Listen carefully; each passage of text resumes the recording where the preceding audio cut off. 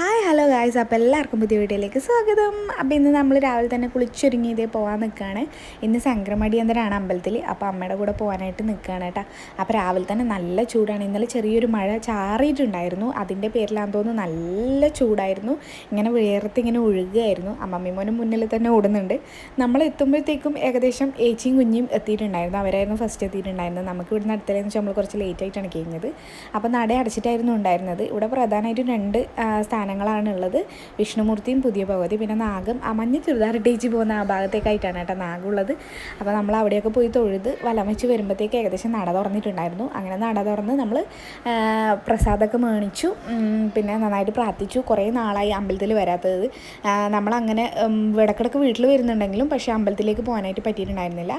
ഇത് നമ്മുടെ ഒരു വലിയ പാലയാണ്. വലുതായി, ചെറുതായിരുന്നു ഉണ്ടായിരുന്നത്, ഇപ്പോൾ ഒരുപാട് വലുതായി. അപ്പോൾ ഇപ്പം പാല കാണുമ്പോൾ ഒരു പ്രത്യേക വൈബാണ്, നല്ല രസമാണ് കാണാനായിട്ട്. അതിൻ്റെ അടുത്ത് തന്നെയാണ് തെക്കൻകുളികൻ എന്ന് പറഞ്ഞൊരു തെയ്യത്തിൻ്റെയും കൂടെ സ്ഥാനം കൂടെ കൊടുത്തിട്ടുണ്ട്. അപ്പോൾ എല്ലാ വെള്ളിയാഴ്ചയും ഇവിടെ കലശപൂജ നടക്കാറുണ്ട്. ഇന്ന് സംക്രമടിയന്തരത്തിൻ്റെ സ്പെഷ്യൽ പൂജയും കൂടി ഉണ്ട്. അങ്ങനെ നമ്മൾ അവിടെയും തൊഴുതു. ഇതേ പ്രസാദമൊക്കെ കിട്ടി. പ്രസാദം കിട്ടിയതിന് ശേഷം നമ്മൾ പിന്നെ കുറച്ച് നേരം നമ്മുടെ നിർമ്മാല്യത്തിനായിട്ട് നമ്മൾ കാത്തിരിക്കുകയായിരുന്നു. അതിൻ്റെ ഇടയ്ക്ക് ഇതേ വീണ്ടും ഇവിടെ ഒരു പൂജയും കൂടി ഉണ്ടായിരുന്നു.